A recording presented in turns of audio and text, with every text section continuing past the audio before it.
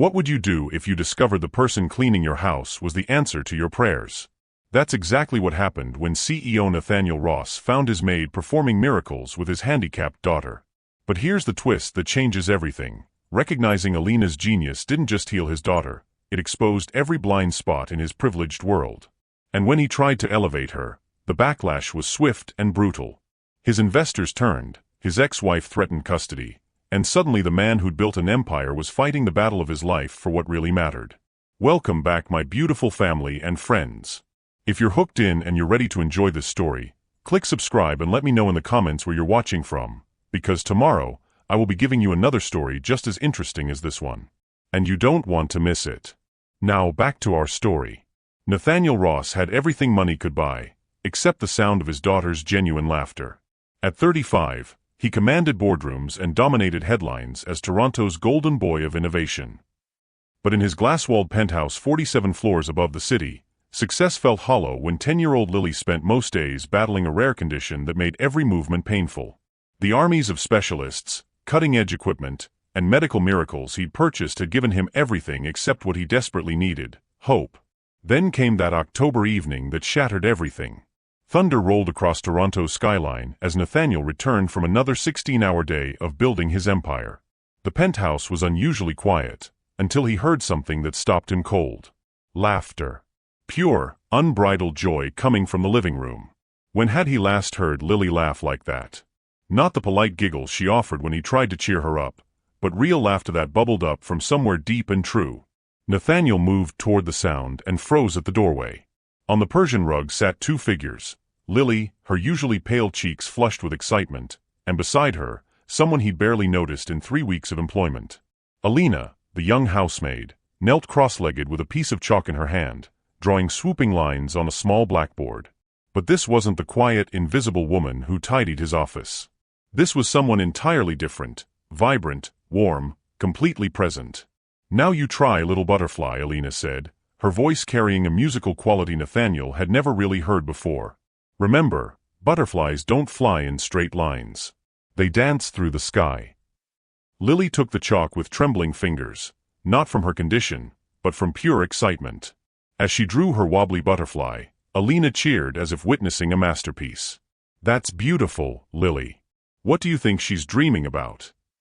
Maybe all the places she wants to fly," Lily whispered, her voice stronger than Nathaniel had heard in months. "All the adventures waiting for her." Exactly. Every butterfly starts in a cocoon, thinking she'll never soar. But look what happens when she's ready to transform. Nathaniel's breath caught. In all his strategic thinking and market domination, he'd never thought to teach his daughter about metamorphosis. About possibility emerging from struggle. Here was this young woman, someone society would overlook in a heartbeat, reaching his daughter in ways that all his wealth and influence never could. But as Nathaniel stood in that doorway, watching Alina work magic with chalk dust and gentle words, he had no idea that recognizing her brilliance would soon cost him everything he thought mattered. Have you ever discovered that the answer to your biggest problem was hiding in plain sight? That someone you overlooked held the key to everything you've been searching for? Drop a comment about a time when you realized you've been blind to someone's incredible potential, because what Nathaniel discovers next will challenge everything you think you know about seeing people clearly. The next morning arrived with Toronto's typical October chill, but Nathaniel couldn't shake the warmth of what he'd witnessed. He found himself lingering over coffee longer than usual, stealing glances toward Lily's room where soft voices drifted through the partially open door. "Good morning, sunshine," Alina's voice carried that same musical quality from the night before. "How are we feeling today?" "Better," came Lily's response, and Nathaniel nearly choked on his espresso. Better. When was the last time his daughter had said that word without being prompted? Nathaniel had built his empire on reading people, investors, competitors, market trends. Yet somehow, he'd completely missed the young woman who'd been quietly revolutionizing his home for 3 weeks. What else had he been blind to? Alina Matthews had arrived through the usual channels, a recommendation from the agency, impeccable references, and the kind of quiet professionalism that wealthy families preferred. But now, Nathaniel realized he knew virtually nothing about the person behind the resume. She was 24, originally from Bancroft, a small town 3 hours north where opportunities were as scarce as the population. She'd moved to Toronto with dreams bigger than her circumstances, working multiple jobs while taking night classes in child psychology. The agency had mentioned her educational background almost as an afterthought, as if it were irrelevant to her ability to dust furniture and organize closets. That afternoon, Nathaniel made an unprecedented decision. Instead of heading straight to his home office for his usual marathon of video calls, he detoured through the kitchen where Alina was preparing Lily's afternoon snack. She looked up, startled, nearly dropping the apple she'd been slicing into perfect star shapes. "Mr. Ross, is everything all right? Do you need something?" For a moment, he struggled with how to begin. How do you tell someone that they've accomplished in 3 weeks what an army of specialists couldn't manage in 3 years? "The drawing lesson last night," he said finally. "With the butterflies." Alina's shoulders tensed almost imperceptibly. "I hope that was appropriate, sir." Lily seemed to enjoy. "It was incredible." The words came out more forcefully than he'd intended, causing her to blink in surprise. She was laughing, Alina. Really laughing. "I haven't heard that sound in." He trailed off, realizing he was revealing more vulnerability than he'd shown anyone in years. But something in Alina's dark eyes, a combination of intelligence, compassion, and quiet strength, made him want to continue. "How did you know?" he asked. "About the butterflies, the chalk, the way to reach her?" Alina set down the knife carefully, her movements deliberate and graceful. "My little brother," she said softly. "Back home. He was born with cerebral palsy. The doctors, they talked about limitations, about what he'd never be able to do. But I saw past all that. I saw him." She paused, and Nathaniel caught a glimpse of steel beneath her gentle exterior.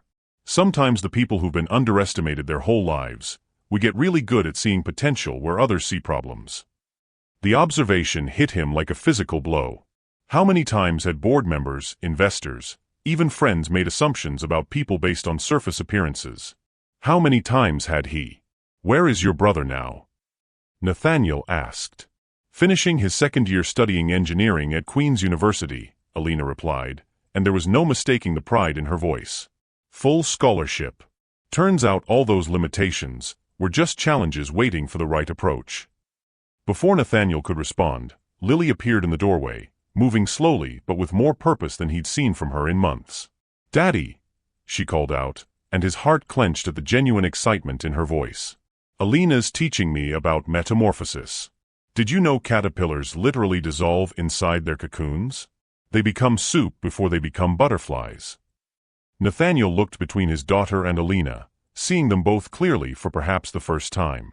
Lily, not fragile or broken, but transforming. And Alina, not just a maid, but a teacher, a healer, a woman whose potential had been systematically overlooked by a world that valued the wrong things. "That's fascinating, sweetheart," he said, crouching down to Lily's eye level. "What else did you learn?" As his daughter launched into an animated explanation of chrysalis formation, Nathaniel found himself watching Alina.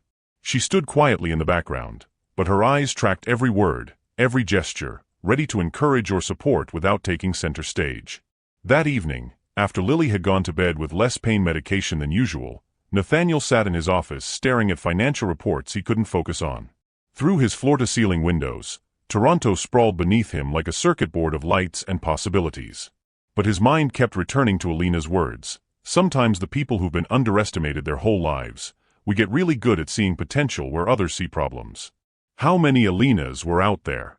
How many brilliant minds were cleaning offices, serving coffee, or working jobs that barely paid the bills while the world's resources flowed toward people who looked like him? For the first time in years, Nathaniel Ross, the man who'd built an empire on innovation, felt like he was finally seeing clearly. 3 days later, everything changed. Nathaniel was deep in a heated video conference with investors from Singapore when his assistant's voice crackled through the intercom. "Sir, there's been an incident with Lily." The words hit him like ice water. He ended the call mid-sentence, not caring about the millions of dollars hanging in the balance, and sprinted toward the sound of commotion coming from the living room. What he found there would replay in his mind for weeks to come. Lily lay crumpled on the floor beside the couch, her face contorted in pain, small whimpers escaping her lips. But it wasn't just the familiar scene of his daughter struggling with her condition that stopped him cold. It was Alina. She was kneeling beside Lily, but not in the panicked, helpless way most people reacted. Her movements were calm, purposeful, professional. One hand supported Lily's head while the other traced gentle patterns on her back, some kind of pressure technique that Nathaniel had never seen before. "Breathe with me, butterfly," Alina whispered, her voice steady despite the tears streaming down her cheeks. "In through your nose, out through your mouth. Remember what we practiced." Lily's breathing began to slow, synchronizing with Alina's gentle counting. The rigid tension in her small body gradually started to ease. "That's it," Alina continued, never breaking her rhythm. "You're doing so well. The pain is just visiting, remember? It doesn't get to stay." Nathaniel stood frozen, watching this young woman, who had no medical training that he knew of, handle his daughter's crisis with more skill and intuition than most of the specialists he'd hired. "Should I call Dr. Martinez?" he managed to ask, his voice hoarse with fear. Alina looked up at him, and he saw something that took his breath away. Not just competence, but absolute confidence. This wasn't lucky guesswork. This was knowledge, hard-earned and battle-tested. "The episode is passing," she said softly. "But yes, call him. And ask about myofascial release therapy. I think Lily might benefit from it." Myofascial release therapy? Nathaniel had consulted with the best pediatric specialists in North America, and none of them had mentioned anything by that name. As he dialed Dr. Martinez's number, he heard Lily's voice, weak but clear. "Alina, will you tell me about the butterfly who learned to fly in the storm?" "Of course, sweetheart. Once upon a time, there was a little butterfly who thought she could only fly on perfect sunny days." Dr. Martinez arrived within 30 minutes, his examination thorough but gentle. After ensuring Lily was stable and comfortable, he pulled Nathaniel aside. "The technique your employee used," Dr. Martinez said, glancing toward where Alina was quietly tidying up the living room. "It's quite advanced. Where did she learn that?" "I honestly don't know," Nathaniel admitted, the words tasting like shame. "Well, she likely prevented what could have been a much more severe episode. And her suggestion about myofascial release, that's cutting-edge treatment for her condition. I've been meaning to discuss it with you, but frankly, I'm surprised your housekeeper would know about it." After Dr. Martinez left, Nathaniel found Alina in the kitchen, mechanically washing dishes with hands that trembled slightly, the first crack he'd seen in her composed exterior. "Alina," he said quietly. She looked up, and he saw exhaustion mixed with something else. Resignation? Fear? "I can explain," she said quickly. "I know I overstepped. I should have just called 911 and waited, but I couldn't just watch her suffer when I knew." "How?" The question came out sharper than he intended. "How did you know what to do?" She set down the dish towel, her movements careful and deliberate. "I wasn't just studying child psychology at night," she said finally. "I was also taking courses in pediatric physical therapy. My brother's condition. It taught our whole family things most people never learn." Nathaniel stared at her, pieces of a puzzle clicking together with startling clarity. "You're not really a housekeeper, are you?" Alina's laugh held no humor. "I'm whatever I need to be to survive, Mr. Ross. Therapy programs are expensive. Student loans don't cover everything. Sometimes brilliant black women take whatever jobs they can get while they build towards something better." The words hit him like a physical blow. Here was someone qualified to help his daughter professionally, working as domestic help because the world had boxed her into corners based on assumptions and circumstances beyond her control. "Why didn't you tell me?" he asked. "Tell you what? That the maid has opinions about your daughter's care? That the help thinks she knows better than your expensive doctors?" Alina's voice remained steady, but Nathaniel could hear years of frustration beneath the surface. "In my experience, people like you don't usually want to hear what people like me have to say about anything beyond which cleaning products work best." The truth of her words settled over him like a weight. How many times had he walked past her without really seeing her? How many conversations had he missed? How much wisdom had he dismissed simply because of who was offering it? But as he watched Alina's hand still trembling from the adrenaline of helping his daughter through crisis, Nathaniel felt something shift inside his chest. Not just guilt, though that was certainly there, but something bigger. Something that felt like the beginning of understanding. "What if I told you," he said slowly, "that I want to hear everything you have to say?" The conversation that followed would haunt Nathaniel for weeks. Alina stared at him across the granite kitchen island, her dark eyes searching his face for signs of insincerity or condescension. Outside, Toronto's skyline glittered with the promise of 1,000 opportunities, most of which, Nathaniel was beginning to realize, were systematically denied to people who looked like the woman standing before him. "You want to hear everything I have to say?" Alina repeated, and there was something almost dangerous in her quiet tone. "Are you sure about that, Mr. Ross?" Something in her voice made him straighten. This wasn't the deferential employee he'd barely noticed for 3 weeks. This was someone who'd been holding back oceans. "I'm sure," he said, though part of him wondered if that was true. Alina moved to the kitchen window, looking out at the city spread below them. When she spoke, her voice carried the weight of years of careful observation. "Your daughter doesn't just need medical management," she began. "She needs someone who sees her as a whole person, not a collection of symptoms. Every specialist you've hired focuses on what's wrong with her. Nobody talks about what's magnificent about her." She turned to face him, and Nathaniel saw steel in her eyes that he'd never noticed before. "Lily is brilliant. Not despite her condition, but as a complete human being who happens to have physical challenges. She's intuitive, creative, emotionally intelligent beyond her years. But she's internalized the message that she's broken, and that's limiting her recovery more than any physical symptom." The words hit him like accusations, each one true and sharp. "I've tried to encourage her," he said weakly. "Have you?" Alina's question wasn't cruel, but it was unflinching. "Or have you tried to fix her? There's a difference." Nathaniel felt something crumble inside his chest. How many times had he approached Lily with the same problem-solving mindset he brought to business challenges?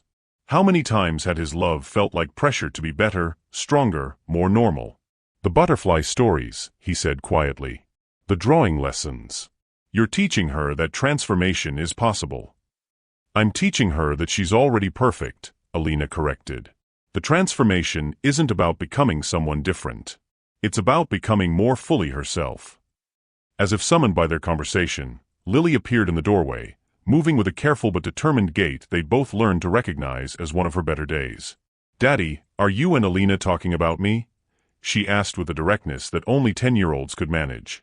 Nathaniel looked between his daughter and Alina, suddenly aware that this conversation was about more than medical care or employment arrangements. This was about seeing people, really seeing them, beyond the roles and assumptions that society assigned. "We were talking about how amazing you are," he said, and for the first time, the words didn't feel like empty parental reassurance. They felt like recognition. Lily's face lit up with genuine surprise and pleasure. "Alina says I'm like a butterfly who's still learning which winds help her fly the highest. And what do you think about that?" Nathaniel asked, genuinely curious about his daughter's perspective in a way he hadn't been before. "I think maybe the hard days are just practice for the good ones," Lily said thoughtfully. "Like butterflies have to strengthen their wings before they can go really far."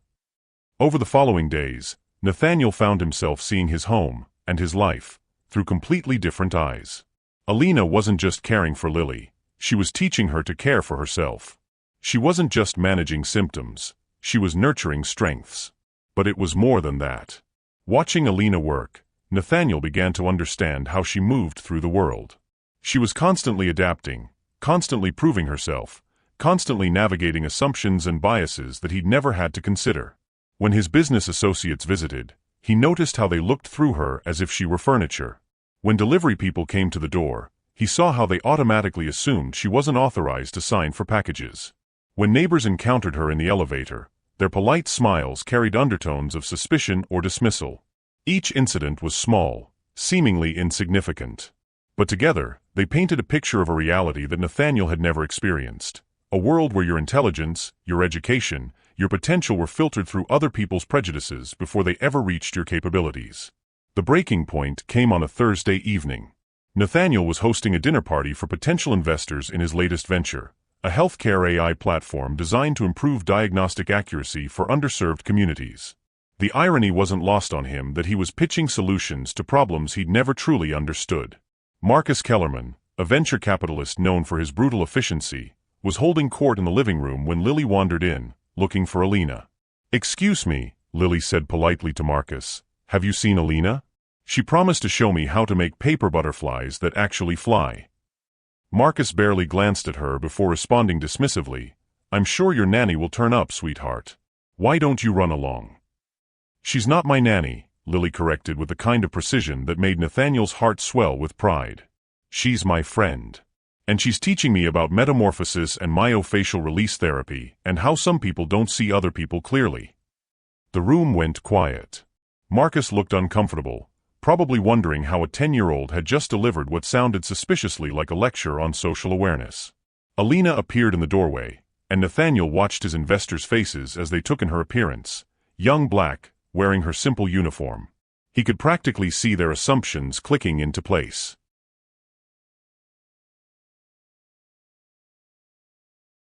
"I'm sorry to interrupt," Alina said quietly. "Lily, your physical therapy exercises are ready when you are." "Physical therapy?" asked Dr. Patricia Vance, another investor whose healthcare background had impressed Nathaniel earlier. "Are you a licensed therapist?" "I'm working on my certification," Alina replied carefully.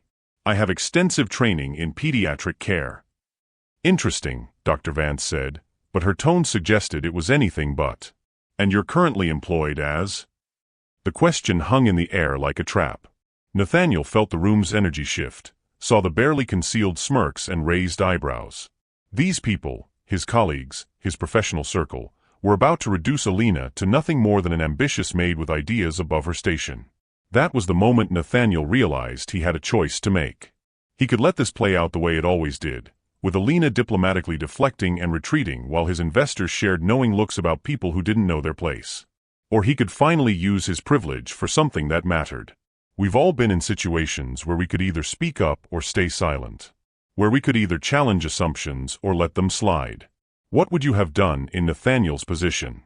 Would you have protected someone who was being dismissed, even if it meant confronting your own professional circle? Tell me in the comments, because what happens next will show us exactly what kind of man Nathaniel really is. Nathaniel stood up from his leather armchair, the weight of 40 years of privilege suddenly visible to him in startling clarity. The room fell silent as all eyes turned to him, investors worth billions, colleagues who controlled healthcare futures, people whose opinions had shaped his career for over a decade. "Alina," he said, his voice carrying across the marble-floored living room, "isn't just working toward her certification. She's one of the most gifted pediatric care specialists I've ever encountered."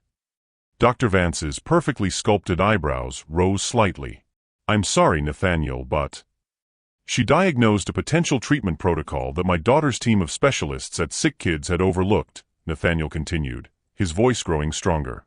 "In 3 weeks, she's accomplished what years of expensive consultations couldn't achieve. My daughter is thriving." Marcus Kellerman shifted uncomfortably in his chair. "That's wonderful, but we should probably return to discussing your healthcare platform." "This is about the platform," Nathaniel said, and something in his tone made the room go completely still. "We're building AI to serve underserved communities, right? To bridge gaps in healthcare access? But how can we claim to understand healthcare gaps when we can't even see the expertise sitting in our own living rooms?" Alina's eyes met his across the room, and he saw something there that nearly undid him, not gratitude but recognition. She was seeing him clearly for the first time, just as he was finally seeing her. "Alina," he said, turning to address her directly, "would you be willing to share your thoughts on pediatric care accessibility with my colleagues?" For a moment, the only sound was the gentle hum of the penthouse's climate control system. Then Alina straightened her shoulders, and Nathaniel watched 24 years of being underestimated transform into 24 years of stored wisdom.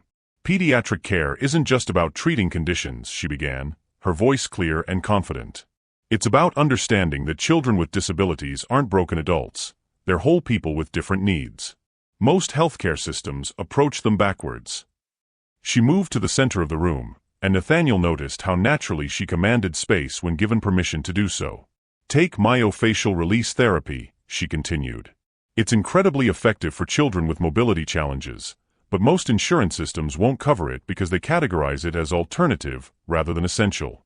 Meanwhile, families spend thousands on interventions that treat symptoms instead of underlying muscle tension patterns." Dr. Vance leaned forward, her dismissive expression replaced by genuine interest.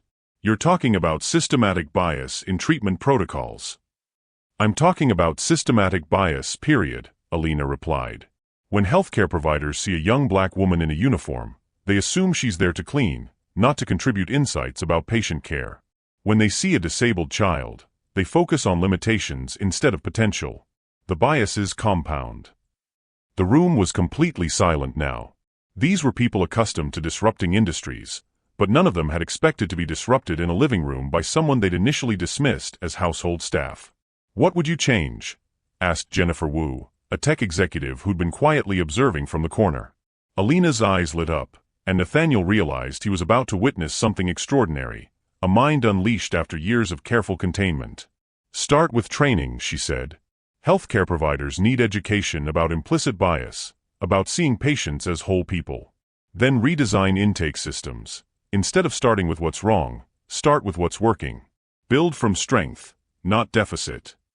She moved to the window, gesturing toward the city sprawling below them. "But the real change needs to happen in accessibility, physical, financial, and social. Healthcare AI should prioritize communities that have been systematically excluded. If your platform can recognize potential in overlooked populations the way it recognizes patterns in data, it could actually transform lives instead of just optimizing existing inequalities." Marcus Kellerman was scribbling notes furiously. Dr. Vance was nodding slowly, her expression thoughtful rather than skeptical. Jennifer Wu had pulled out her phone to record, and Nathaniel felt something shift in his chest that went far beyond professional interest. He was watching brilliance in action, not the kind that came from prestigious universities or family connections, but the kind forged by necessity, sharpened by adversity, and refined by caring for people whom the system had written off.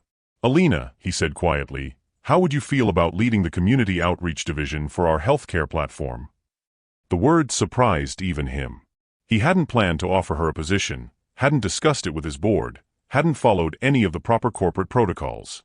But watching her speak, seeing the way she naturally understood the intersection of technology and human dignity, he knew with absolute certainty that she belonged at the center of this work, not on its margins. Alina stared at him, and for the first time since he'd known her, she looked genuinely shocked. I don't have an MBA, she said finally. I don't have corporate experience. I don't." "You have something more valuable," Nathaniel interrupted. "You have perspective we can't buy, and wisdom we can't teach. You understand the communities we're trying to serve because you've lived their reality." Dr. Vance cleared her throat. "Nathaniel, this is highly irregular." "So was dismissing her expertise 5 minutes ago," he replied, his voice carrying an edge that made several investors shift uncomfortably. "But irregularity seems to be exactly what this industry needs." That night, after the investors had left with promises to consider the unconventional approach, Nathaniel found Alina in Lily's room, reading her a bedtime story about a butterfly who taught other insects how to see colors they'd never noticed before. When Lily finally drifted off to sleep, Alina followed him to the kitchen where this journey had begun just days earlier. "You didn't have to do that," she said quietly. "Yes, I did," Nathaniel replied. "The question is, why did it take me so long?" Alina studied his face in the soft light filtering through the windows. "Because seeing people clearly is harder than seeing market trends clearly. People require you to examine your own assumptions." "And what do you see when you look at me clearly?" he asked. She was quiet for a long moment, and Nathaniel found himself holding his breath. "I see someone who's genuinely trying to evolve," she said finally. "Someone who's willing to risk his reputation to do the right thing. Someone who's learning that real power isn't about controlling outcomes, it's about creating space for other people's brilliance." Something passed between them in that moment, a recognition that went deeper than professional collaboration or even friendship. It was the beginning of something neither of them had expected to find. 3 weeks later, everything Nathaniel thought he'd built began to crumble. The call came at 6:47 a.m. on a Tuesday, jarring him from the first peaceful sleep he'd enjoyed in months. Marcus Kellerman's voice crackled through the phone with barely contained fury. "What the hell were you thinking, Nathaniel?"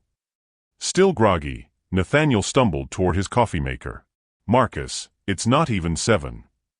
TechCrunch just published a feature story about your revolutionary hiring practices," Marcus continued, "complete with quotes from your new director of community outreach about systemic bias in healthcare. Do you have any idea what this is going to do to our investor confidence?" The words hit Nathaniel like ice water. He'd been so focused on the work Alina was doing, the community partnerships she'd been building, the pilot program she designed, the genuine enthusiasm from healthcare advocates, that he'd forgotten how the business world might perceive his unconventional decisions. The work speaks for itself, Marcus. The community response has been. The community response doesn't matter if we can't secure Series B funding, Marcus interrupted. 3 major investors have already called this morning asking pointed questions about your judgment. There are rumors that you're having some kind of midlife crisis, that you're making emotional decisions instead of strategic ones. Nathaniel's stomach clenched. That's ridiculous. Is it? You promoted a housekeeper to director level without consulting your board. You're restructuring our entire platform around the opinions of someone with no corporate experience. And now there are whispers about your personal involvement with an employee. The last words hung in the air like poison. Personal involvement? Nathaniel's voice was dangerously quiet. Come on, Nathaniel. Young, attractive woman working in your home, sudden promotion, glowing media coverage about her insights? People are connecting dots whether they're accurate or not. The phone went silent as the implications sank in. In trying to elevate Alina's contributions, he potentially exposed her to exactly the kind of speculation and character assassination that brilliant women, especially brilliant women of color, faced constantly. After hanging up, Nathaniel spent the morning fielding similar calls. Board members expressing concerns. Investors requesting clarification meetings. Journalists asking for comments about his unconventional business practices. By afternoon, the tech blogs were buzzing with speculation about whether Nathaniel Ross was losing his edge or going soft. The stock price for his parent company had dropped 12%. But it was the call from his ex-wife that delivered the killing blow. Nathaniel, we need to talk about Lily. Victoria's voice carried that familiar tone of controlled disapproval that had characterized their marriage's final years. I've been hearing some concerning things. What kind of concerning things? About this woman you've hired. This relationship you've developed with her. I'm worried about the environment you're creating for our daughter. Nathaniel's grip on the phone tightened. Alina has been nothing but positive for Lily. She's thriving.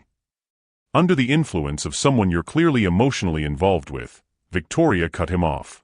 Someone whose qualifications are questionable at best. I've spoken with my attorney, Nathaniel. If you can't maintain appropriate boundaries in your personal life, we may need to revisit custody arrangements. The words hit him like a physical blow. Lily was the center of his universe, the one relationship that had remained pure and untainted by his failures in business and marriage. The thought of losing access to his daughter, of having their precious progress disrupted by legal battles, made him feel physically sick. That evening, Alina knocked on his office door, her expression troubled. We need to talk, she said quietly. She'd seen the news coverage, heard the whispers from his staff, watched the way people looked at her differently now, no longer invisible, but visible for all the wrong reasons. I think I should resign, she said without preamble. Absolutely not. The response was immediate and forceful. Nathaniel, look at what's happening. Your business is suffering. Your reputation is being questioned. People are making assumptions about us that are affecting everything you've built. She moved to the window, looking out at the city lights that had once seemed full of promise. I knew this would happen eventually, she continued. I knew that once I became visible in your professional world, people would assume the only way someone like me could advance was through other means. People are idiots, Nathaniel said harshly. Your work is exceptional. Your insights are valuable. You've earned every opportunity. Have I? Alina turned to face him, and he saw pain in her eyes that cut him to the core. Or did I get opportunities because you feel guilty about not seeing me before? Because you want to prove something about yourself? The question hung between them like a chasm. Is that what you really think? He asked quietly. I don't know what to think anymore, she admitted. All I know is that my presence in your life is causing damage to everything you care about. Your business, your relationship with Lily's mother, your reputation. Before he could respond, Lily appeared in the doorway, moving slowly but determinedly in their direction. Why does everyone keep whispering? She asked, her voice small and confused. And why did Mommy call to ask weird questions about Alina? Nathaniel's heart shattered as he realized that even their sanctuary, this space where Lily had been learning to fly, was being infected by the outside world's toxicity. Sometimes adults make things complicated, sweetheart, Alina said gently, kneeling down to Lily's eye level. even when they're trying to do good things. Are you going away? Lily asked, and the fear in her voice was unmistakable. Alina's eyes filled with tears she was trying hard not to shed. I might need to, butterfly. Sometimes that's what's best for everyone. But you promised to teach me how butterflies navigate by the stars, Lily whispered. You said transformation takes time. It does take time, Alina agreed, her voice breaking slightly. But sometimes the kindest thing a butterfly can do is find a different garden to grow in. As Nathaniel watched the two people he'd come to care about most in the world say goodbye, he realized that in trying to create space for Alina's brilliance, he might have destroyed the very thing he'd been trying to protect. The next morning arrived gray and heavy with October rain, matching the weight that had settled in Nathaniel's chest. He'd barely slept, his mind cycling through conversations, consequences, and the growing certainty that he was about to lose something irreplaceable. Alina had spent the night in the guest room, insisting she needed to organize her affairs before leaving. The formal distance she'd suddenly placed between them felt like a physical ache. But it was Lily who provided the catalyst for everything that followed. Nathaniel found his daughter in the living room, sitting cross-legged on the same Persian rug where he'd first witnessed Alina's magic. She was drawing furiously with colored pencils, her small face set in concentration. What are you working on, sweetheart? He asked, settling beside her. Lily looked up, and he was startled by the resolve in her 10-year-old eyes. I'm drawing the truth, she said matter-of-factly. She held up her artwork, a detailed drawing of a butterfly surrounded by smaller insects. But these weren't the whimsical creatures she usually drew. These insects had angry expressions, sharp edges, and were pointing accusingly at the butterfly. The butterfly is beautiful and helps flowers grow, Lily explained with the devastating clarity that children possess. But the other bugs are scared of her because she's different. So they try to make her leave the garden. Nathaniel's throat tightened. And what happens to the butterfly? Well, Lily said thoughtfully, she could fly away to make the other bugs happy.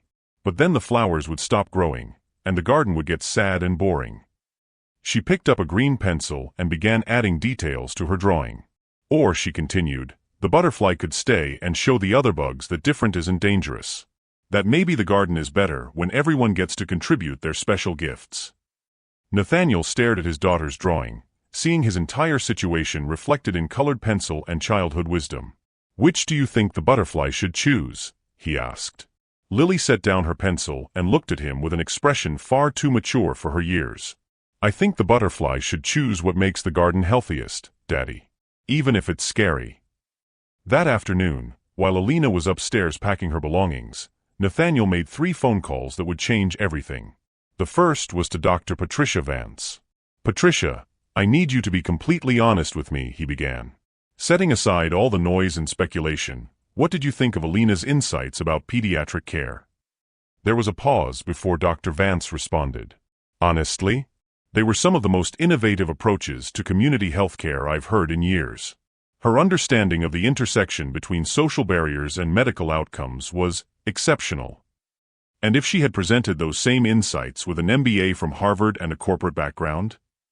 Another pause, longer this time. She'd probably be offered a consulting contract worth 7 figures. The second call was to his lawyer.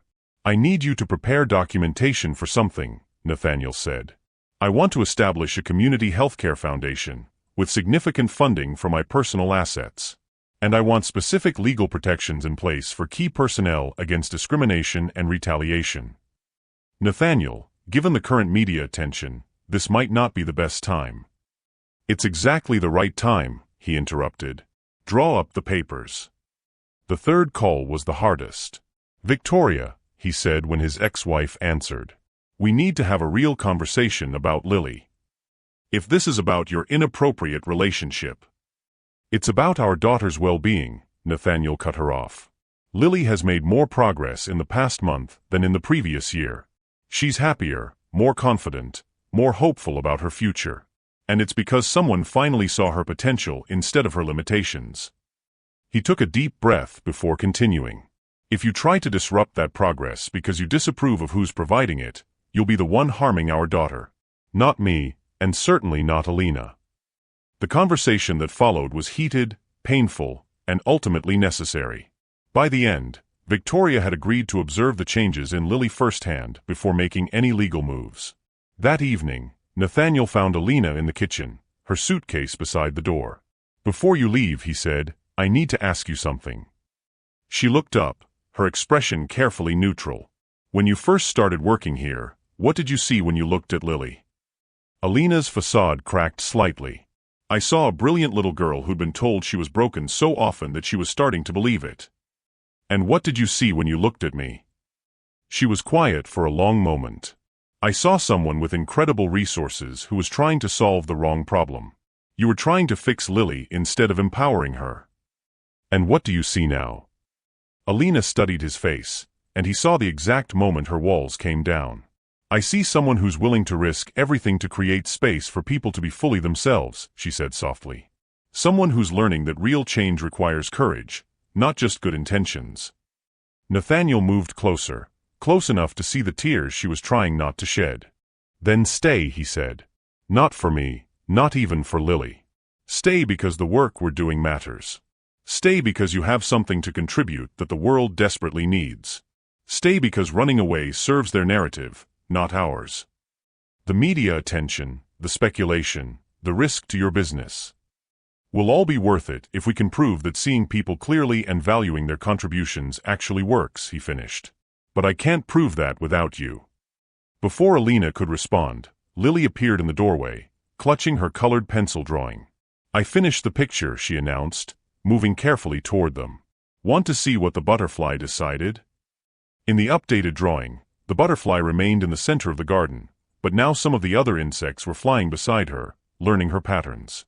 The flowers were bigger, more vibrant, and new types of plants had been added to the garden's borders. "She stayed," Lily explained proudly. "And she taught the brave bugs how to help the garden grow in ways they never imagined. Some of the scared bugs flew away, but that just made more room for the ones who wanted to learn." Nathaniel looked at his daughter, then at Alina, seeing the future they could build together if they had the courage to stay and fight for it. Sometimes the most important battles are fought not with grand gestures, but with quiet decisions to stay when leaving would be easier. Have you ever had to choose between what felt safe and what felt right? What gave you the courage to choose growth over comfort? Share your thoughts below, because Nathaniel and Alina's next choice will determine not just their future, but the future of everyone whose potential has been overlooked. 6 months later, the conference room at Toronto General Hospital buzzed with an energy Nathaniel had never experienced in decades of business meetings. Around the polished table sat an unlikely collection of people: pediatric specialists, community health workers, tech executives, and families whose children had been transformed by what the media had dubbed the butterfly protocol. At the head of the table, Alina commanded the room with a kind of natural authority that couldn't be taught or bought. She wore a professional blazer that couldn't quite hide the colorful headwrap beneath, a small but powerful statement about bringing your whole self to spaces that had historically demanded conformity. "The results speak for themselves," she was saying, gesturing to the holographic displays showing patient outcomes across 6 pilot programs. "When we approach pediatric care from a strength-based model, when we integrate family wisdom with medical expertise, when we train providers to see potential instead of problems, children don't just get better, they thrive." Dr. Martinez, Lily's longtime physician, leaned forward with obvious excitement. "The improvement metrics are unprecedented. We're seeing 40% better compliance with treatment protocols, 60% reduction in emergency interventions, and most remarkably, significant improvements in patient self-efficacy scores." Nathaniel watched from his position near the window, no longer needing to be at the center of every conversation. The foundation they'd established had grown beyond anything he'd initially envisioned, but more importantly, it had proven that Alina's insights weren't just innovative, they were revolutionary. "But the real breakthrough," Alina continued, "isn't in our treatment protocols. It's in our hiring and training practices." She clicked to the next slide, revealing photographs of the community health team they'd assembled over the past months. Young women like herself, people from underserved communities, individuals whose expertise had been overlooked by traditional healthcare systems. 70% of our community liaisons are people who've lived the challenges our patients face. They're not just culturally competent, they're authentically connected. And that connection is healing in ways that medicine alone can't achieve. Jennifer Wu, who'd become one of their strongest advocates among the tech investment community, nodded approvingly. The scalability potential is extraordinary. We're looking at a model that could transform pediatric care globally. But it was the next speaker who brought tears to Nathaniel's eyes. Lily walked carefully to the front of the room, her gait stronger and more confident than it had been a year ago. At 11, she was still small for her age, but she carried herself with a poise that took Nathaniel's breath away. "Hi everyone," she began, her voice clear and steady. "My name is Lily Ross, and I'm here as a patient advocate." The room went completely silent. This hadn't been planned, but somehow, Nathaniel wasn't surprised. His daughter had been finding her voice in ways that amazed him daily. "A year ago, I thought I was broken," Lily continued, and Nathaniel felt his heart clench. "I thought the pain in my body meant something was wrong with who I was as a person. I spent a lot of time trying to be normal instead of trying to be myself." She paused, her eyes finding Alina's across the room. "Then someone taught me about butterflies. About how transformation isn't about becoming someone different, it's about becoming more fully who you already are. About how the struggles can make you stronger, not smaller." Lily moved to the display screen, where patient testimonials scrolled silently.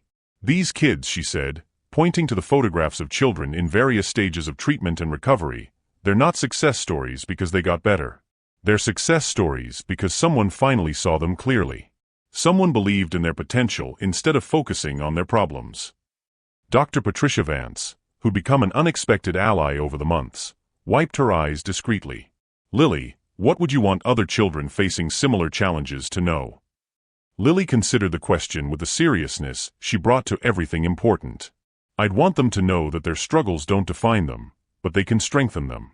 That the people who really matter will see past the hard days to the amazing person underneath.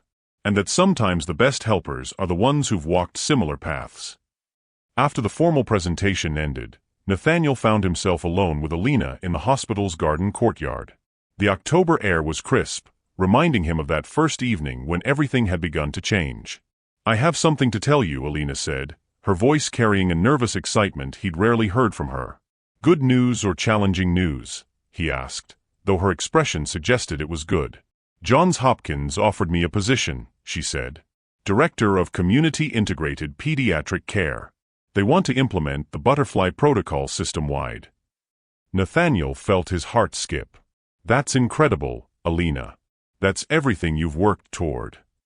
"It is," she agreed. "But I turned it down." "You what?" He stared at her in shock. "Why would you?" "Because the work we're doing here isn't finished," she interrupted.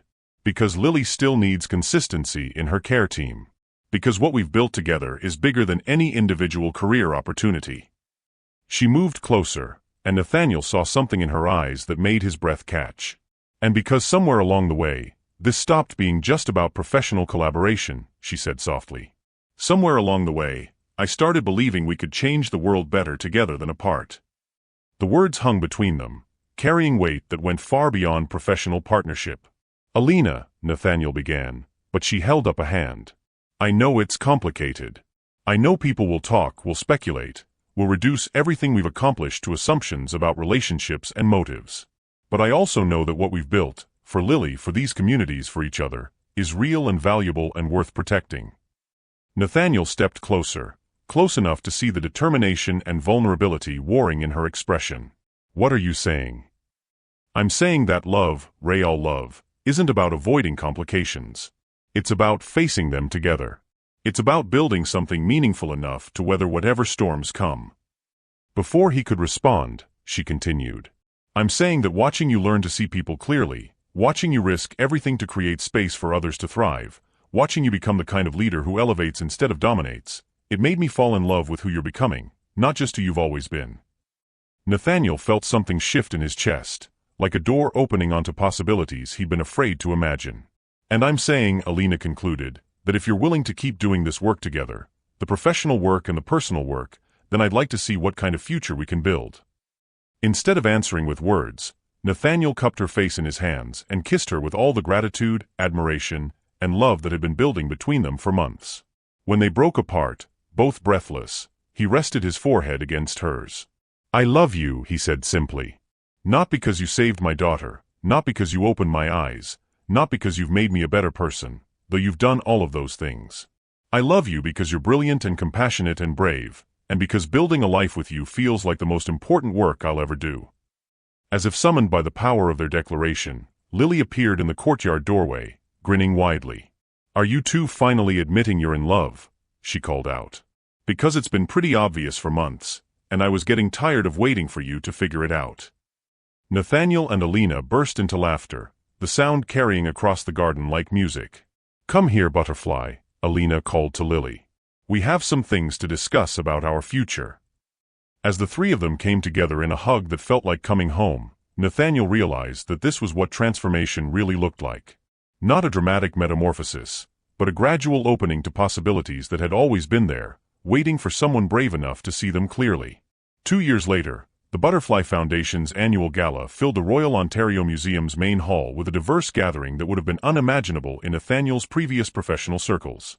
Families whose children had benefited from their programs mingled with healthcare providers, community leaders, and the investors who'd initially questioned his judgment but now competed to fund similar initiatives. Nathaniel stood at the edge of the reception, watching Alina, now his wife of 6 months, engage in animated conversation with a group of young medical students. She wore an elegant evening gown in deep blue, but her signature colorful headwrap remained, a beautiful reminder that success didn't require abandoning authenticity. "Daddy, look."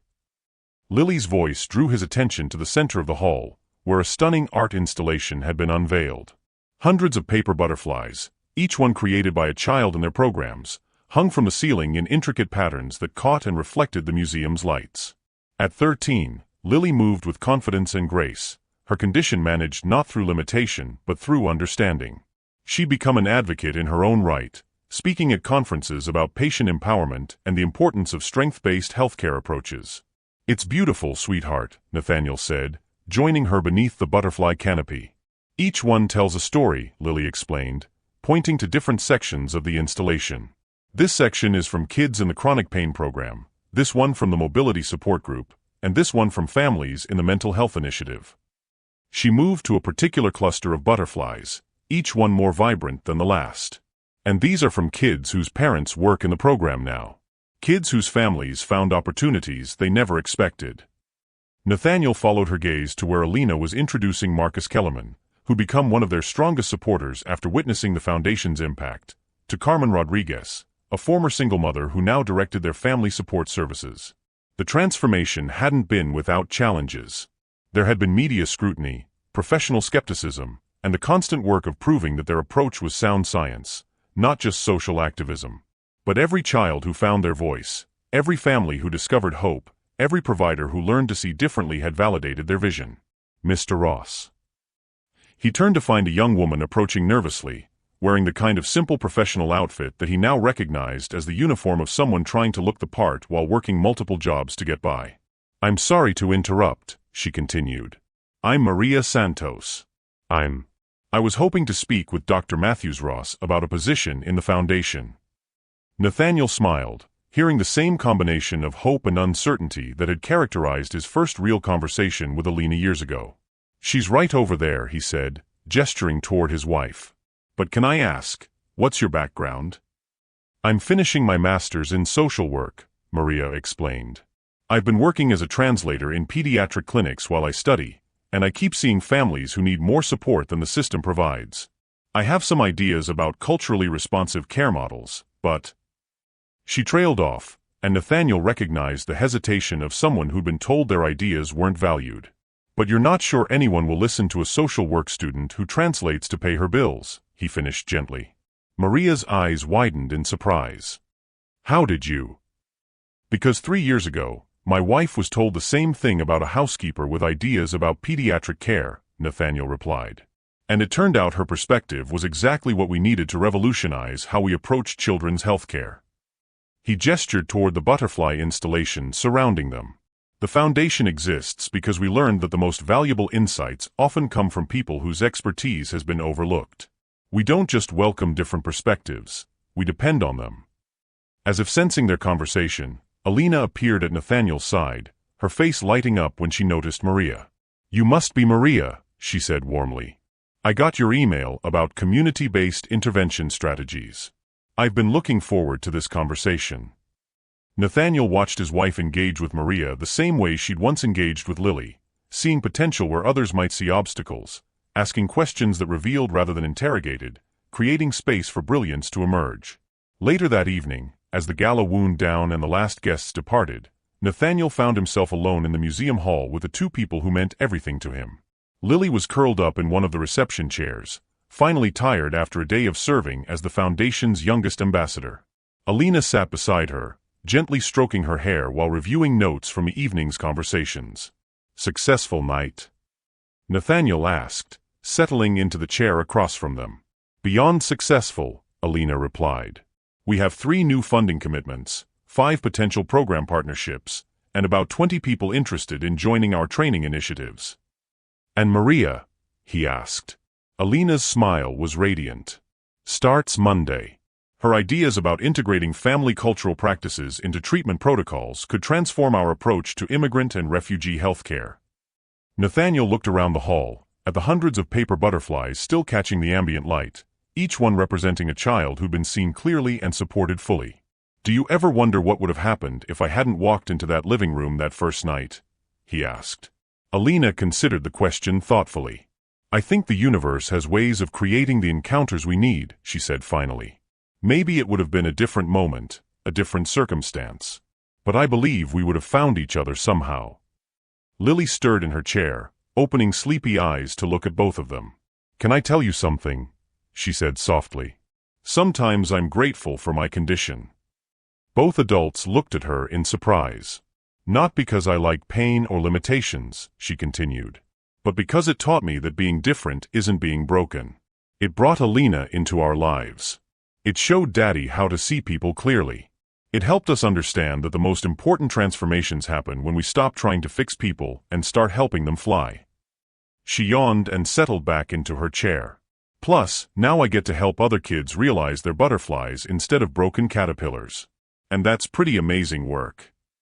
As they sat together in the gentle quiet of the museum, surrounded by symbols of transformation and hope, Nathaniel reflected on the journey that had brought them to this moment. He'd started as a successful CEO who thought he understood innovation and disruption. But real transformation, he'd learned, wasn't about changing systems from the outside. It was about changing how you saw the people within those systems. It was about recognizing that a young woman's expertise didn't diminish based on her job title, that a child's potential wasn't limited by her physical challenges, that love could grow in the space between seeing someone clearly and choosing to build something beautiful together. The foundation would continue to grow, touching more lives and changing more systems. Maria would likely revolutionize their approach to cultural competency. Other brilliant, overlooked individuals would join their team and contribute insights that would reshape pediatric care. But this moment, sitting with his wife and daughter surrounded by the evidence of what became possible when people were truly seen and valued, this was the real success. This was what transformation looked like when it was driven not by profit or recognition, but by love and the courage to act on what love revealed. Thank you for watching this story to the end. If you enjoyed this story, you will surely love the next one. It's as crazier and more intriguing as you can ever imagine. So do check it out. Click on the image showing on your screen right now to watch the next one.